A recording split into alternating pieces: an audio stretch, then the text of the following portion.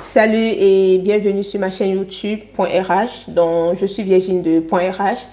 Avant de commencer cette vidéo, je vous invite à vous abonner parce que là, je reçois d'après les analytiques de YouTube.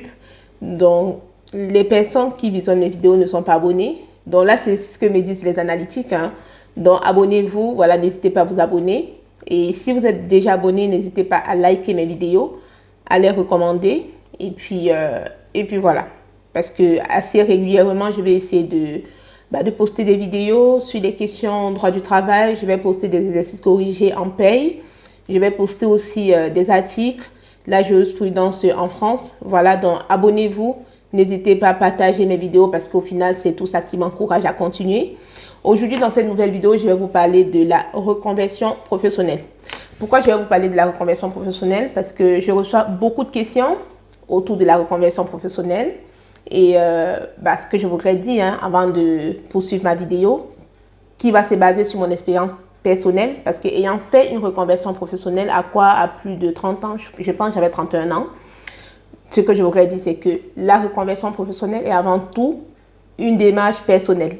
Parce que la reconversion, ce sera en fonction de beaucoup de choses, donc de beaucoup de choses qui ont un lien avec votre expérience personnelle.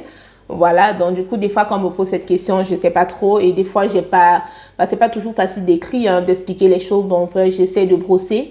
C'est pourquoi, dans cette vidéo, je vais vous parler de la reconversion professionnelle en me basant sur mon expérience personnelle. Voilà, qui pourrait aider beaucoup de personnes qui envisagent une reconversion. Parce que qui dit reconversion professionnelle, des fois, la reconversion arrive à un certain âge. On n'est plus forcément jeune. On a fait sa vie, on a fait sa vie professionnelle. Et au bout d'un moment, on ressent, un trop-plein, on a envie de changer. Ou alors, pour des personnes comme moi, on a changé de pays parce que moi, c'est mon cas en fait. Peut-être que je serais restée dans mon pays d'origine, au Cameroun. Peut-être que je n'aurais pas fait de reconversion professionnelle. Mais ayant changé de pays, arrivé en France, la question de la reconversion s'est posée assez rapidement. C'est pourquoi j'ai dit mon expérience pourrait aider des personnes, des femmes immigrées. Pourquoi je précise les femmes immigrées? Parce que pour nous les femmes, des fois c'est compliqué parce que moi quand j'envisage ma reconversion professionnelle, du coup je pense que j'étais enceinte. Voilà, j'étais enceinte, en couple et enceinte, j'attendais mes petits jumeaux. Mais voilà, du coup c'est compliqué parce que quand on a des enfants, on n'a plus forcément envie de retourner sur les bancs, de vivre tout ce tralala, se lever le matin, réviser les cours le soir. Donc, voilà.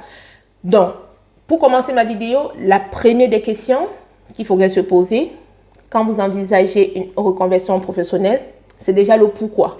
Donc, c'est la question essentielle. Parce qu'il ne faudrait pas faire votre reconversion professionnelle parce que vous imitez par suivisme ou alors non. Il y a une question essentielle qu'il faudrait vous poser. Pourquoi vous envisagez de faire cette reconversion professionnelle? Est-ce que c'est parce que sur votre boulot, vous êtes resté longtemps et puis vous voulez changer? Est-ce que c'est parce que dans le futur, vous envisagez de changer votre mode de vie? Parce que comme là, j'accompagne des étudiants et j'ai une étudiante que j'accompagne qui était caissière chez Lidl. Et elle m'a dit, aujourd'hui, je vais devenir gestionnaire de paie parce que je voudrais avoir des horaires de bureau. Je voudrais avoir, voilà, je me projette dans un métier beaucoup plus tranquille. Voilà, donc parce qu'en fait, c'est le pourquoi qui va vous guider, qui va vous donner la motivation d'avancer. Moi, dans mon cas, le pourquoi, c'était quoi? Comme je l'ai dit, j'arrive en France, voilà, étant une étrangère en France avec des diplômes, parce que quand j'arrive en France, j'ai quand même un master en droit, sachant qu'au Cameroun, je travaille dans un cabinet d'avocats. J'ai fait les équivalences, mais sauf que les équivalences, ça ne suffit pas, parce que j'essaie de le dire dans mes vidéos. Vous allez faire les équivalences au centre Enignarik, on va vous délivrer les équivalences, mais sauf que sur le terrain, vous serez buté. Parce que les entreprises vont considérer, ne vont pas considérer vos équivalences. Parce que c'est ce qui s'est passé dans mon cas. Et je sais que c'est ce qui se passe pour plusieurs autres personnes étrangères en France. C'est pourquoi aussi, à travers ma chaîne YouTube, j'essaie de motiver. J'essaie de motiver les personnes étrangères à ne pas baisser les bras. Moi, je connais une dame, pour une parenthèse, qui arrive en France avec un master, avec un DESS. Elle a postulé malgré ses équivalences. Elle a postulé juste pour être femme des rayons, quelque chose comme ça, pour les personnes qui font l'achalandage de marchandises dans les grandes surfaces. Mais juste pour ça, parce qu'elle n'avait pas un diplôme français dans ce domaine-là, elle a été refusée. Et je vous dis, malgré ces équivalences. C'est pourquoi, au bout d'un moment, la question de la reconversion professionnelle, moi, je me dis, forcément, la question se pose pour les personnes étrangères. Et quand je dis pour les personnes étrangères, je fais bien le distinguo parce qu'il y a les étrangers qui sont nés en France, qui sont nés en France parce qu'on est en France. Il y a les étrangers qui sont arrivés assez tôt, donc qui ont fait les études en France. La question ne se pose pas parce que toi qui es arrivé au primaire ou au lycée, au final qui a tes diplômes français, la question ne se pose pas. Mais pour les personnes comme moi, qui arrivent pour X raisons, voilà, et avec un potentiel, avec un diplôme étranger et surtout africain, mais rapidement la question va se poser parce que pour travailler, vous allez faire des équivalents, vous serez buté et voilà, il va falloir faire quelque chose. Et c'est ce qui s'est passé dans mon cas parce que voilà, j'ai essayé un tout petit peu, pas très longtemps, de faire les petits boulots, garde d'enfants, sortie d'école. Sachant que moi, je suis très administrative, donc ayant bossé dans un cabinet d'avocat, j'avais déjà un niveau de vie et je voyais très très mal, je ne me voyais pas du tout faire des petits boulots. Après, une fois de plus, je le répète, il n'y a pas de sous-boulot, il n'y a pas de petit métier. C'est juste qu'en fait, l'idée de la reconversion, il faudrait que ce soit un fil conducteur, il faudrait que vous soyez dans la continuité de ce que vous avez toujours fait. Donc moi, dans les petits boulots que je faisais, je ne me retrouvais pas du tout simplement. Et puis, je ne me voyais pas dans 5 ou 10 ans à faire ces boulots-là, sortie d'école, garde d'enfants et tout. Pour moi, ce n'était pas possible. Et dans mon entourage, ma famille, même dans ma belle famille, les gens m'ont dit, il faut faire aide-soignant parce que ça recrute, il faut faire infirmier parce que ça recrute. Pour moi, ce n'était pas possible parce qu'une fois de plus, je ne voyais pas la nécessité. C'est pourquoi j'ai dit la question du pourquoi reste essentielle. Pourquoi vous voulez faire la reconversion professionnelle? C'est ça, quoi. Pourquoi? Parce que j'ai dit, c'est pas possible. Moi, j'ai jamais touché à une seringue, sauf me faire piquer moi. Je vois pas pourquoi j'irais vers les métiers du médical parce que je me retrouve pas dans ça. Voilà, et c'est comme ça que j'ai réfléchi longtemps. Et je me suis fait aider par une professionnelle, une conseillère en insertion professionnelle de la mission locale. Donc, une fois de plus, je répète, quand vous nourrissez ce projet de reconversion, n'hésitez pas à vous rapprocher des professionnels. Parce que des fois, c'est ce qui se passe. Vous allez voir le voisin, la voisine, les copines et tout. Mais ces personnes n'ont pas l'expérience pour vous donner des conseils. Parce qu'une fois de plus, à chacun son boulot. Voilà, ça c'est très important. À chacun son boulot. Allez voir des experts qui vont vous aider, qui vont vous donner des bons conseils.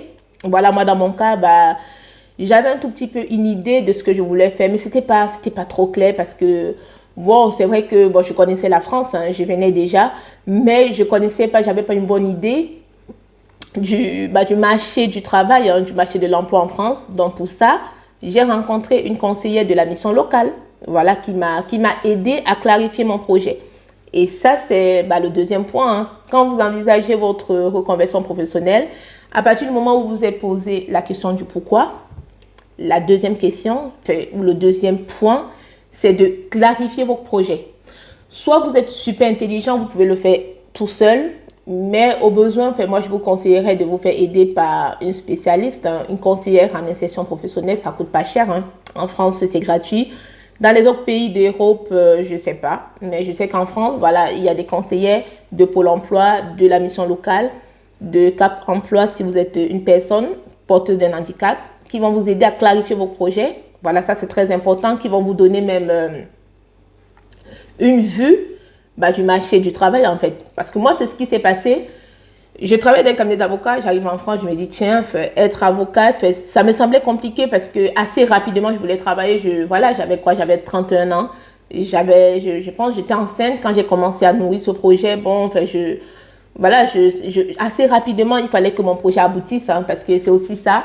À partir du moment où vous avez vos projets, vous vous êtes posé la question du pourquoi, vous avez clarifié vos projets, il faudrait aussi le quantifier, il faudrait le timing, parce que le but aussi, c'est pas de faire une reconversion. Je ne sais pas si vous avez déjà 30 ou 40 ans de faire une reconversion qui va vous prendre, je ne sais pas, encore 5 ans, parce que le but aussi, c'est de travailler assez rapidement. Donc, voilà. Donc, du coup, j'ai rencontré cette conseillère qui m'a donné une vue du marché du travail, des salaires et tout. Et grâce à ça, j'ai pu me positionner sur les ressources humaines. Et aujourd'hui, je vous avoue que je suis très, très contente de ma reconversion professionnelle. Et cette dame, quand je la vois, et curieusement, en fait, j'ai déménagé et puis on habite dans la même ville. Et quand je la vois, je lui dis franchement, vous m'avez beaucoup aidé. Et c'est pourquoi je vous dis, la bonne information, c'est la base. Parce que c'est dommage, aujourd'hui, j'ai une chaîne YouTube, .rh, où je développe des vidéos, je parle, j'explique et tout. Mais les personnes ne regardent pas mes vidéos, ne likent pas, ne s'abonnent pas, mais sont dans ma messagerie privée pour me poser des questions. C'est pourquoi je dis, moi, je ne réponds pas. Je ne réponds pas à vos questions, sinon vous me payez. Je suis désolée parce que la bonne information, c'est la base, c'est la clé. Parce que la bonne information, c'est ce qui va vous permettre, qui va vous, je sais pas, qui va déclencher quelque chose dans votre vie. Moi, c'est ce qui s'est passé. Donc, cette conseillère en insertion professionnelle, elle m'a aidé à clarifier, voilà. Et du coup, je suis partie pour faire une licence professionnelle en gestion des ressources humaines. Je serais partie pour faire un master. Bon, c'était compliqué, hein, voilà, le financement, ça coûtait cher, hein, parce que ma formation, je l'ai financée partiellement. Et une fois de plus, j'ai dit, quand vous envisagez une reconversion professionnelle, soit vous avez votre compte CPF, hein, qui vous permet de financer votre formation et vous n'avez rien à débourser, c'est le top. Là, c'est très, très bien. Mais si au final, votre compte CPF ne couvre pas tous les frais, selon, moi, je sais que ma formation, je l'ai fait à l'université, je ne l'ai pas fait dans les centres de formation. Après, je ne connais pas trop les coûts. Ça vaut le coup de payer parce qu'au final, si vous envisagez une reconversion dans un domaine qui peut vous garantir du travail, ça vaut le coup d'y aller, ça vaut le coup de financer même partiellement votre formation. Parce que moi, je sais que j'ai encouragé une jeune compatriote qui a eu ses papiers, ça faisait pas longtemps, et qui me suivait sur les réseaux. Elle m'a dit, ouais, voilà, j'ai eu mes papiers et tout, qu'est-ce que je veux. Moi, je l'ai encouragée. Je sais qu'elle m'a dit qu'au pays, elle faisait le contrôle de gestion, un truc du genre. Je l'ai encouragée, je lui ai dit, ne lâche pas, parce que des fois, le piège pour nous, les étrangers, quand on arrive, on commence les petits boulots, garde d'enfants par-ci, garde d'enfants par-là et tout.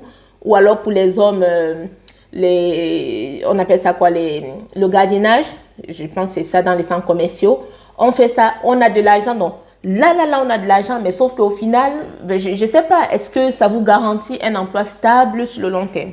Parce que c'est ça, parce qu'en toute chose, il faudrait que vous vous projetez, il faudrait que vous projetez votre vie à long terme pour voir est-ce que dans quelques années, ça correspond à mon mode de vie, à ce que je veux. Il faut vous poser les bonnes questions. Voilà. Et la deuxième ou la troisième, voilà, ou la quatrième, je ne sais même pas à quel niveau j'en suis. Donc, la prochaine question que vous devez vous poser, quand vous envisagez une reconversion professionnelle, à partir du moment où vous vous demandez pourquoi je veux, voilà, le projet, il est clarifié, comment, voilà, vous vous êtes fait assister d'une professionnelle, hein, en insertion professionnelle ou une conseillère en insertion professionnelle, voilà, et que vous avez timé, votre projet de reconversion. Parce que qui dit reconversion professionnelle, forcément, c'est des personnes... moi, je sais qu'ayant fait une reconversion, on avait des jeunes de 25 ans, hein, qui aujourd'hui, je pense, sont déjà à la trentaine. Mais en général, c'est quand même des personnes d'un certain âge. Hein, c'est des personnes qui ont travaillé et qui, à un moment donné, veulent changer. On n'est plus forcément très jeune. Voilà, on veut se reconvertir dans un domaine où on sera plus tranquille, où on se projette mieux, voilà. Tout simplement. Donc, la prochaine question que vous devez vous poser quand vous envisagez une reconversion professionnelle, c'est de savoir comment vous allez, quels sont les moyens dont vous disposez pour y arriver, quels sont vos acquis, quelles sont vos potentialités. Parce que quand vous envisagez une reconversion professionnelle, moi, dans mon cas, j'étais juriste. J'ai fait ma reconversion dans les ressources humaines. Et c'est curieux parce que quand j'ai eu ma licence pro, que j'ai obtenue avec mention bien d'ailleurs, quand j'ai commencé à postuler, et on me disait, mais qu'est-ce qui s'est passé? Vous êtes parti du juridique, un cabinet d'avocats pour les ressources humaines. Pour moi, j'ai rigolé. J'ai dit, en tant qu'une RH, hein, parce qu'aujourd'hui, moi, je fais RH paye. Pour la paye a un lien étroit avec le droit du travail, parce que pour pouvoir faire des payes correctes, il faut connaître la législation du travail, le contrat de travail, les délais, la période d'essai, tout ça. Il faut connaître la législation du travail parce qu'aujourd'hui, je suis efficace à mon poste. Hein. Moi, mes compétences ne souffrent de rien. Pourquoi? Parce que le fait d'avoir fait des études de droit, c'est un atout majeur que j'ai par rapport à d'autres gestionnaires de paye. Donc, j'ai assez de recul. Donc, au final, moi, j'ai dit, je suis dans la continuité. Je suis dans une continuité.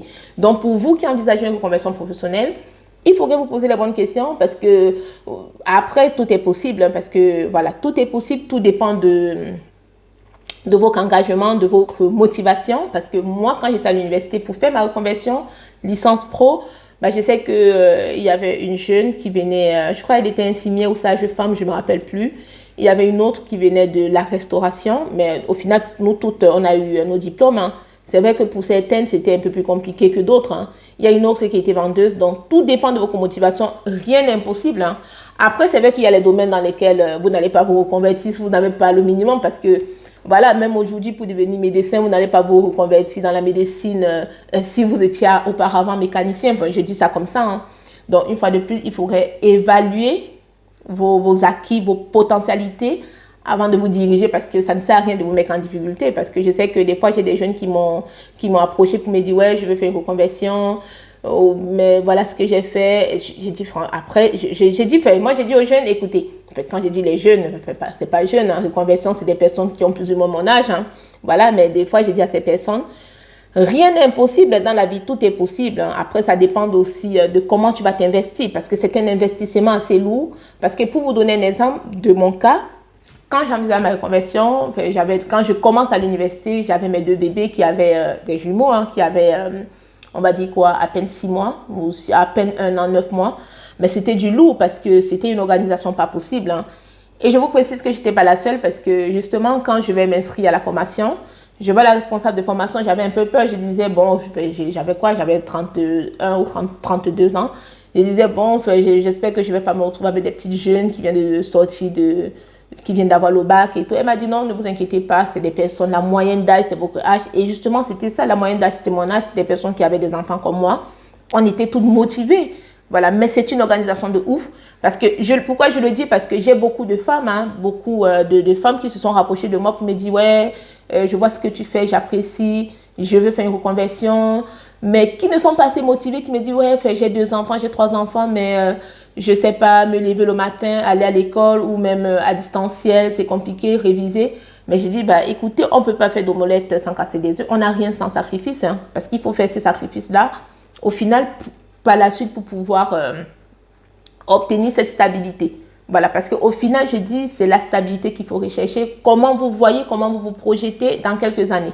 Parce qu'autour de moi, je vois des personnes qui font des petits boulots par-ci, par-là. Oui, c'est bien joli, c'est joli, joli, joli, mais sauf que les petits boulots, bah, c'est pas sur les petits boulots que vous allez, je sais pas, que vous allez fonder, que vous allez bâtir, vous allez pérenniser votre vie, parce qu'il faut penser à la retraite, il faut penser à beaucoup de choses.